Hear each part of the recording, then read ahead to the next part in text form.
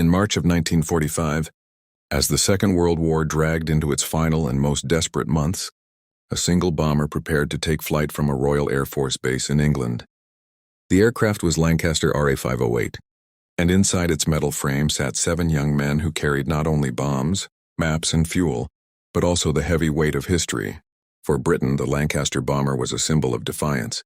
For Germany, it was a terrifying shadow in the night sky, and for these men it was a machine of both hope and death. RA-508's mission that night was classified as routine. Hundreds of Lancasters would be flying in waves, each carrying thousands of pounds of explosives, tasked with hammering German factories, railways, and supply depots. The Allies were tightening the noose, and every mission was meant to shorten the war. But the word routine was deceptive. There was nothing ordinary about flying into the black skies over occupied Europe. Enemy flak batteries lined the coast, night fighters prowled above the clouds, and the sea below was a graveyard waiting for another victim. Still, the men of RA-508 had done this before. They knew the rituals of takeoff, the nervous glances, the firm nods, the steadying breath as the 4 Rolls-Royce Merlin engines thundered to life. The aircrew checked their gear, oxygen masks, heated suits, parachutes that they prayed they would never have to use.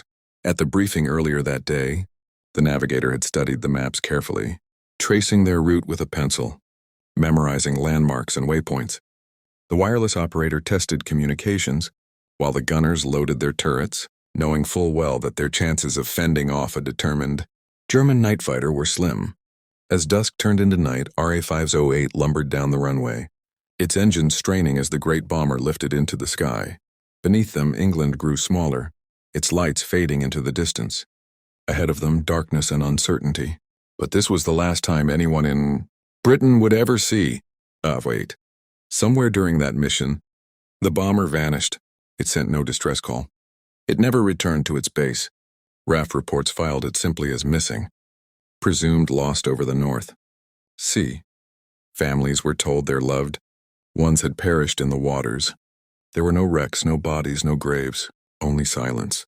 For years, this silence seemed permanent. RA-508 became just another number in the tragic statistics of Bomber Command, a single plane among thousands lost.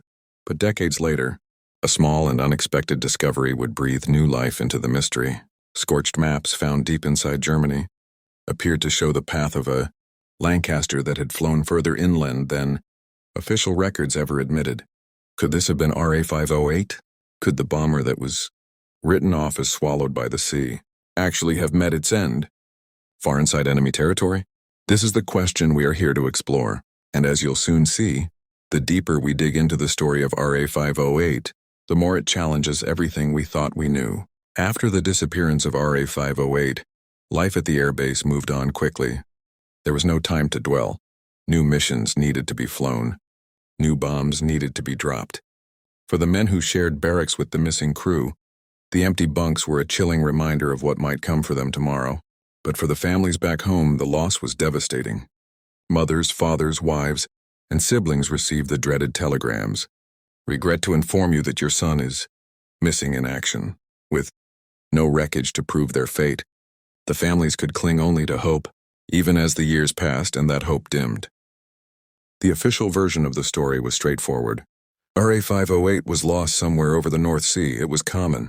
Many bombers had fallen prey to German flak as they crossed the coast, or had been intercepted by night fighters before they could reach their targets. When a plane crashed into the cold waters, it often vanished forever.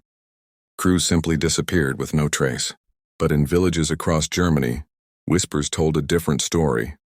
Some villagers spoke of a massive bomber flying unusually low, its engines coughing, flames trailing behind. Others remembered hearing a deafening crash late at night, miles inland from the coast. Children, in the years after the war, played near twisted scraps of metal stamped with foreign letters. Yet for decades, these tales were brushed aside. War produces countless stories, and without evidence, such accounts were easy to dismiss.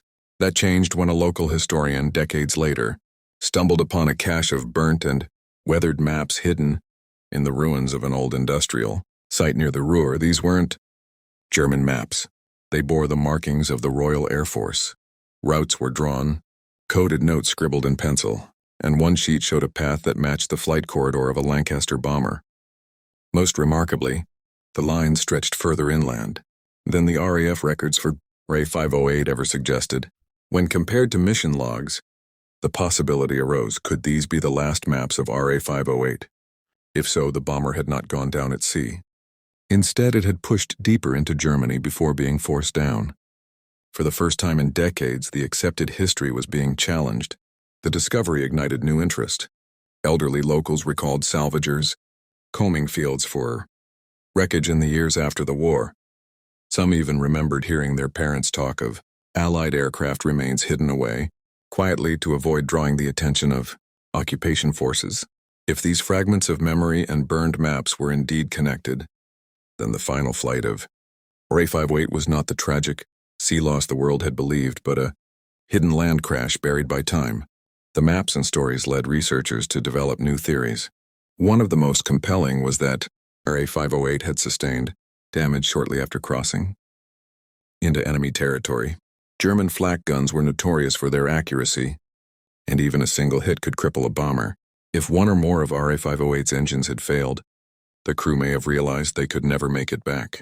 Across the North Sea, their only option would have been to steer inland, searching desperately for somewhere to put the plane down. Weather records from that night added weight to this theory. Winds over the North Sea were reported to be unusually strong, pushing aircraft further east. This could explain why RA-508's last known path veered off course. Combined with damage, it would have been nearly impossible for the crew to regain control. Eyewitness accounts from villagers described a plane flying dangerously low, its engine sputtering. One farmer claimed he saw a glow in the distance followed by an explosion. Another recalled his father telling him about wreckage scavengers in the fields nearby. Such testimonies, when matched with the burnt maps, began to form a credible narrative. RA-508 had made it inland, struggling until it finally succumbed. Skeptics, of course, raised doubts. Could the maps belong to another Lancaster? Could the wreckage stories have been confused with a different crash? Germany was littered with downed aircraft in 1945, and memory is a fragile thing. But even skeptics admitted that the overlap between the evidence was difficult to ignore. For the families of RA-508's crew, the possibility was bittersweet. On one hand, it suggested their loved ones did not vanish without a trace. They had fought to the last moment, navigating until the very end.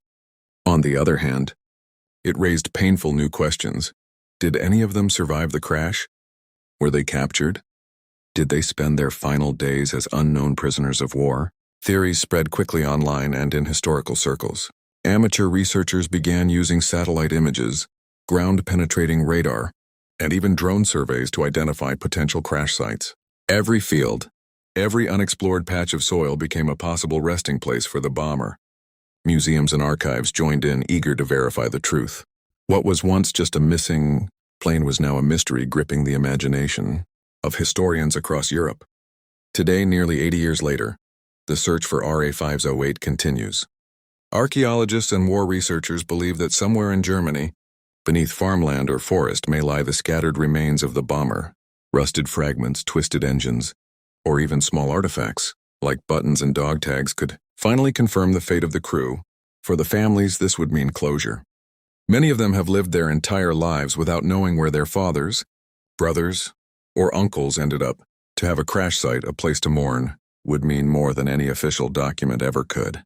It would transform RA-508 from a line in a report into a tangible story of sacrifice.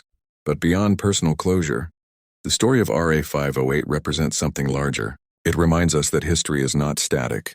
New evidence can emerge at any time, overturning what we thought we knew. Every scorched map, every fragment of wreckage, every whispered memory holds the potential to change our understanding of the past. If RA-508 is found in Germany, it will not just rewrite the record of one bomber, it will highlight the resilience of its crew, men who refused to surrender to fate until the very last moment. It will also remind us of the human cost of war, young lives thrown into the fire, their stories almost lost to silence. For now, RA-508 remains a ghost, its final chapter unwritten. But with every investigation, every survey, and every story told, the truth comes closer to the surface. And when it is finally uncovered, it will not just solve a mystery, it will honor the courage of those 7 men who climbed into their Lancaster one March night and never came home. This has been the story of RA-508. If you found this journey through history as fascinating as we did, make sure to subscribe to WW2 Files. Share your thoughts. In the comments, do you believe the maps prove the bomber's inland crash, or do you think the truth is still out there waiting to be uncovered? Until next time, keep questioning, keep searching, and keep the memory of history alive.